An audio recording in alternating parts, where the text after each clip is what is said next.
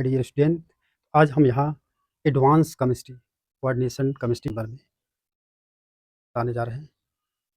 क्या आप NEET, JEE और सीएसआई या नेट की तैयारी कर रहे हैं? आज का वीडियो सबके लिए बहुत ही इम्पोर्टेंट है। कोऑर्डिनेशन केमिस्ट्री के वो प्रश्न हैं जिनमें से मोस्टली 8 नंबर तक के क्वेश्चन पूछे जाते हैं। सब एक ही वीडियो में मिल जाएगा। आप कोऑर्डिनेशन केमिस्ट्री के ऐसे टॉपिक्स का अध्ययन करेंगे जिसको अभी तक आपको किसी ने न बताया होगा, कहीं मिला भी नहीं होगा। हम उस कंसेप्ट को एक ही वन शॉट वीडियो में डालने जा रहे हैं। देखते हैं, आइए चलते हैं, देखते हैं। तो कोऑर्डिनेशन केमिस्ट्री, नेट, जेई और सीएसआई या नेट। तो यहाँ हम देख रहे हैं कि हमने यहाँ कोऑर्डिनेशन नंबर 4 लिया है, अर्थात जब कोऑर्डिनेशन नंबर 4 होगा तो sp3 हाइब्रिडाइजेशन या dsp2 हाइब्रिडाइजेशन होता है। परंतु एक ऐसा हाइब्रिडाइजेशन है जिसको अभी तक आपको बताया भी नहीं गया होगा। आइए चलते हैं, देखते हैं वो हाइब्रिडाइजेशन क्या है। sd3 hybridisation. तो sd3 हाइब्रिडाइजेशन ऑल ओवर। पहले हम यह देखते हैं कि इन हाइब्रिडाइजेशन करने वाले ऑर्बिटलों में कौन कौन से ऑर्बिटल भाग लेते हैं। जैसे यस के कौन कौन से ऑर्बिटल होते हैं? यस का तो एक ही ऑर्बिटल होता है। पी के कौन से ऑर्बिटल? पी के 3 ऑर्बिटल होते हैं। लेकिन डी के कितने कितने ऑर्बिटल भाग लेते हैं? तो हम इसको ऑल ओवर वन ही शॉट में सीखेंगे और कहीं भी आपको नहीं मिलेगा। तो देखते हैं sp3 हाइब्रिडाइजेशन में जब जनरली रूप से देखा जाता है, जब टेट्राहेड्रल संरचना बनती है तो इसमें एक यस का ऑर्बिटल होता है और पी के तीनों orbital P X, P Y, P Z काम करते हैं। अर्थात 3 ऑर्बिटल हैं, P X, P Y, P Z, तीनों यस का एक और पी के तीनों ऑर्बिटल मिलकर के sp3 हाइब्रिडाइजेशन या संकरण बनाते हैं। तो उसी प्रकार से जब sd3 की बात करते हैं तो यस का एक ऑर्बिटल होता ही है, तो एक ऑर्बिटल ले रहे हैं और डी के 3 ऑर्बिटल ले रहे हैं। और डी के 3 ऑर्बिटल कौन कौन जिम्मेदार होते हैं कि जो sd3 हाइब्रिडाइजेशन निरूपित करते हैं। क्या आपने sd3 हाइब्रिडाइजेशन देखा है? नहीं देखे हैं। तो आज आपको हम यहाँ ऐसे पॉइंट का जिक्र कराने जा रहे हैं जो आपको कहीं नहीं मिलेगा। देखते हैं, यस का एक ऑर्बिटल और डी के 3 ऑर्बिटल होते तो 5 है, लेकिन 3 ऑर्बिटल मिल करके sd3 अर्थात टेट्राहेड्रल संरचना ही बनाएंगे। लेकिन इसमें आप sp3 देख रहे हैं और इसमें sd3 देख रहे हैं, ये अंतर है।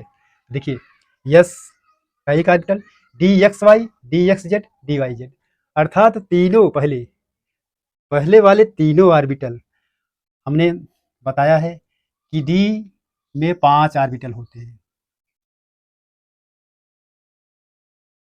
तो dxy, dxy, dxz, dyz, ये तो 3 तो क्रम से है। और उसके बाद आता है dz स्क्वायर और dx square minus Y square, ये ऑर्बिटल होते हैं, इनका नाम है।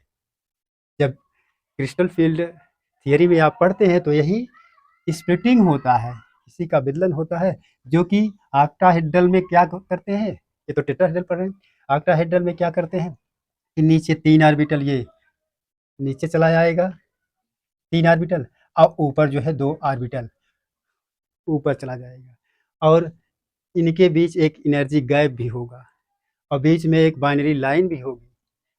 हाँ, तो इन दोनों के बीच जो एनर्जी गैप होता है इसको डेल नॉट तो नहीं कह सकते, डेल ओ कह सकते हैं, क्योंकि इसमें डेल टी कहा जाता है क्योंकि टेट्राहेड्रल है और इसमें ऑक्टाहेड्रल होने के नाते इसको डेल टी बोलते हैं, अर्थात टेट्राहेड्रल है तो इसीलिए बोलेंगे।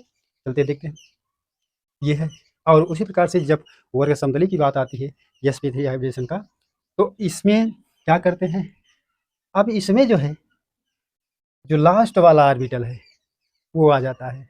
देखिए, dx square minus Y square, dsp2 में sp3 हाइब्रिडेशन में जब टेट्राहेड्रल स्क्वायर प्लेनर बनेगा, जब कोऑर्डिनेशन नंबर 4 रहेगा, तो ये सब कोऑर्डिनेशन नंबर 4 वाले हैं। तो जब स्क्वायर प्लेनर बनेगा तो इसमें एक लास्ट वाला डी का लास्ट वाला orbital dx D X square minus Y square है और एक यस का ऑर्बिटल है और पी के दो orbital P X P Y अर्थात पी एक्स और पी वाई शुरुआत की ये डी एस पी टू में बनते हैं। इसकी संरचना तब बनती है स्क्वायर प्लेनर संरचना बनती है। तो आइए चलते हैं एग्जाम्पल देखते हैं, क्लियर हो जाएगा। जैसे हमने निकल का कॉम्प्लेक्स लिया है NiCO टेकन 4, यहाँ कोई चार्ज नहीं है अर्थात निकल पर नहीं चार्ज रहेगा तो निकल का एटॉमिक नंबर 28 होता है। तो 28 का मतलब है कि डी में 8 इलेक्ट्रॉन, अगर आयरन का होता तो 26 होता तो डी में 6 इलेक्ट्रॉन और बाहरी कोष में 2 इलेक्ट्रॉन। ऐसे इसमें भी भर लीजिए। देखिए निकल पर 0 है, 0 अर्थात कोई ऑक्सीडेशन स्टेट नहीं है तो यहाँ 3D8 और 4s2 भर लिया गया। और ये जो CO है कार्बोनिल है तो यहाँ कार्बोनिल जो है स्ट्रांग फील्ड लिगेंड है। जब स्ट्रांग फील्ड लिगेंड है तो जब हम बनाएंगे इसकी संरचना तो हम डी में जब 8 इलेक्ट्रॉन भरेंगे तो स्ट्रांग फील्ड लिगेंड होने के कारण जो यस में जो इलेक्ट्रॉन है इसमें अंदर प्रवेश कर जाएगा अर्थात इलेक्ट्रॉनों की पेयरिंग करेगा डी ऑर्बिटल में। तो यहाँ जहाँ 8 इलेक्ट्रॉन है इसके भी 2 इलेक्ट्रॉन, 4s के भी 2 इलेक्ट्रॉन, 4s के 2 इलेक्ट्रॉन इसमें चले जाएंगे तो पूरा भर दिया जाएगा।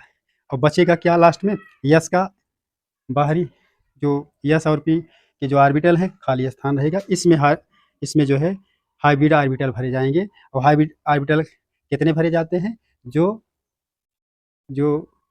कोऑर्डिनेशन नंबर होता है जितने उतने ही भरे जाएंगे। कोऑर्डिनेशन नंबर कितना है, निकल से कितने लिगेंड जुड़े हैं 4, तो वही कोऑर्डिनेशन नंबर है। तो कोऑर्डिनेशन अगर यहाँ Cl होता तो वो भी जोड़ लिया जाता है कोऑर्डिनेशन स्फीयर के अंतर्गत। तो इसमें हम भर दिए यस P3 तो हो गया यस P3, तो ये sp3 हाइब्रिडाइजेशन हो गया और ये स्ट्रांग फील्ड लिगेंड है इसलिए जो है इलेक्ट्रॉनों की डी ऑर्बिटल में पेयरिंग कर लिया। तो जब इसमें पेयरिंग कर लेता है तो पेयरिंग होने के कारण जो है नंबर ऑफ अनपेयर्ड इलेक्ट्रॉन 0 है अर्थात अनपेयर्ड इलेक्ट्रॉन ही नहीं है तो क्या भरेंगे अब रिक्त ऑर्बिटलों में ही हाइब्रिड ऑर्बिटल भरे जाएंगे। तो यस का एक ऑर्बिटल पी का 3 तो यस P3 हाइब्रिडाइजेशन हो गया। तब ये कैसा, जब हम मैग्नेटिक नेचर की बात करते हैं चुंबकीय प्रकृति की बात करते हैं तो कैसा होगा, द्विचुंबकीय होगा, ये द्विचुंबकीय होगा। अगर हम देखते हैं कि एकल इलेक्ट्रॉन होते तो पैरामैग्नेटिक अनचुंबकत्व होता, तो ये स्ट्रांग फील्ड लिगेंड होने के कारण ये डाईमैग्नेटिक हो गया। तो क्या बच्चों समझ में आ रहा है?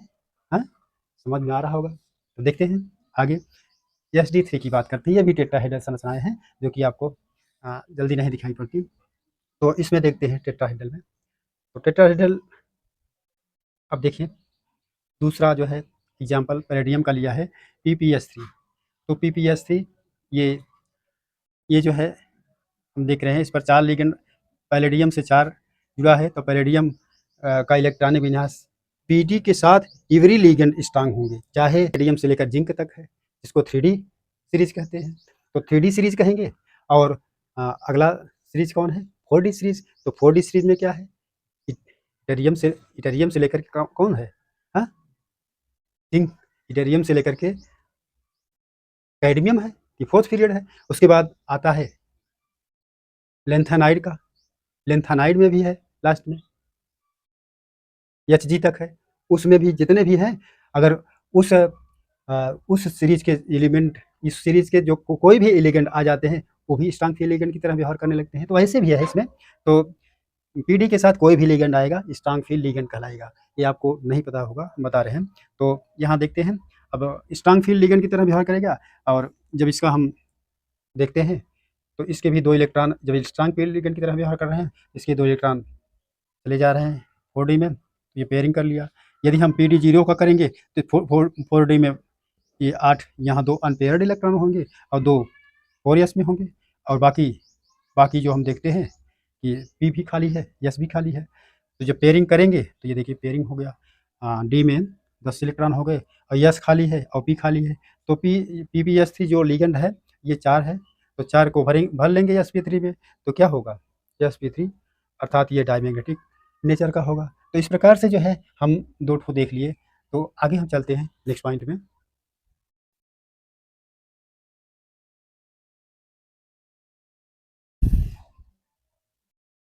यहाँ हम देख रहे हैं कोबाल्ट टेट्राक्लोराइड है जो कि कोऑर्डिनेशन स्फीयर के अंदर है, इसलिए जो है इसको कोऑर्डिनेशन कॉम्प्लेक्स कहेंगे और ऊपर -2 चार्ज है। तो -2 इसका मतलब है क्लोरीन पर -1 चार्ज होता है तो -4 हो जाएगा, इसका अंतर जो है +2 होगा। तो कोबाल्ट का 7 होता है लास्ट में, तो 3D अगर हम 0 का करें, कोबाल्ट 0 का करें तो होगा 3d7 4s2।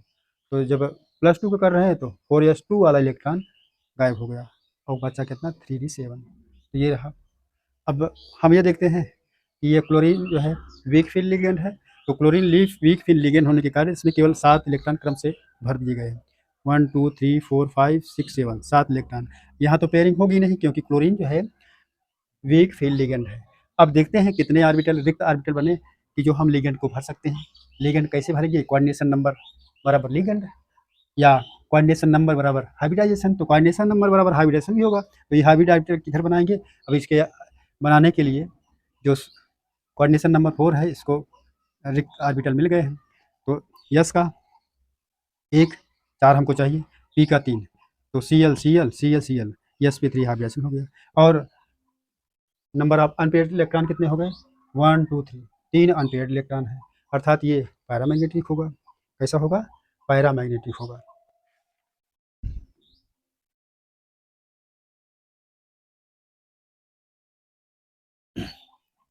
उसके बाद हम देखते हैं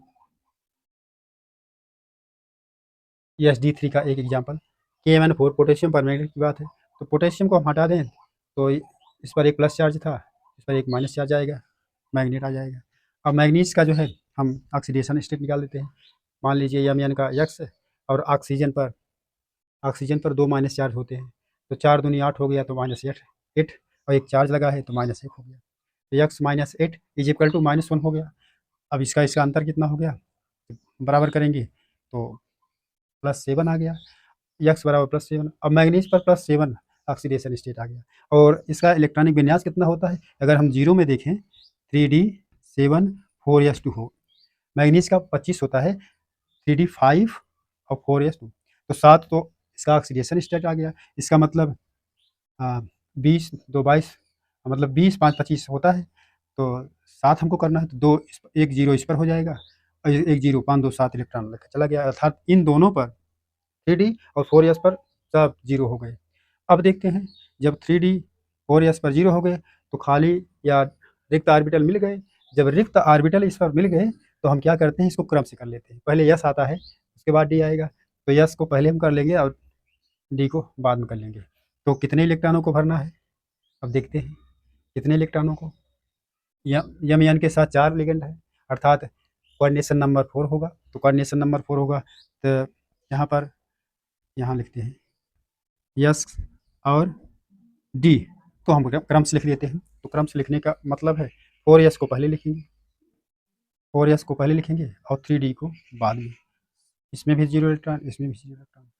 बस अब हमको 4 कोऑर्डिनेशन नंबर को पूरा करना है। मैग्नीज से 4 ऑक्सीजन लगे हुए हैं, तो इसका 4s का हो गया ये, तो 4s में एक भरा जाएगा ऑक्सीजन, और डी में 5 ऑर्बिटल होते हैं, 5 ऑर्बिटल। तो एक तो भर गया, लेकिन अभी 3 बाकी है, तो 3 तो डी के लिए जाएंगे, 1 2 3, अर्थात इससे भी एक, इससे भी एक, इससे भी एक, इससे भी एक। तो जो हाइब्रिड ऑर्बिटल बचे हैं वो यस के एक, जो हाइब्रिड ऑर्बिटल बने हैं यस के एक और डी के 3, अर्थात ये बना क्या? यस डी 3, अर्थात 3 1 4, अर्थात ये टेट्राहेड्रल संरचना बनी। तो ये टेट्राहेड्रल संरचना बनी। तो इस प्रकार से हम EsD3 का एग्जाम्पल देखिए। तो यहाँ हम ऐसे लाइन को बताए हैं जिसको आप कभी नहीं करेंगे। अभी इसका जो है बहुत गूढ़ रहस्य है, तो आगे वाली वीडियो में इससे भी बड़ा धांसू, इससे भी बड़ा, इससे भी ज़्यादा जो है इस एडवांस में हम बताएंगे। तो ये रहा एडवांस या हाई लेवल ये क्वेश्चन, जो कि सामान्यतः नीट जेई और नेट में जो है पूछे जाते हैं ऐसे क्वेश्चन। नेट में तो जो है लगभग इससे जो है 8 क्वेश्चन पूछे जाते हैं, हमेशा आते रहते हैं, कभी कभार हो गया मिस हो गया, लेकिन ये बहुत इंपॉर्टेंट है। धन्यवाद। हमारी वीडियो को देख करके आपको यदि अच्छा लगा, यदि आप समझे हो, तो आप यस लिख करके आप कमेंट करिएगा और इसके साथ सब्सक्राइब भी करिए, जिससे हमको पता चले कि हमारा वीडियो आपको अच्छा लगा। धन्यवाद।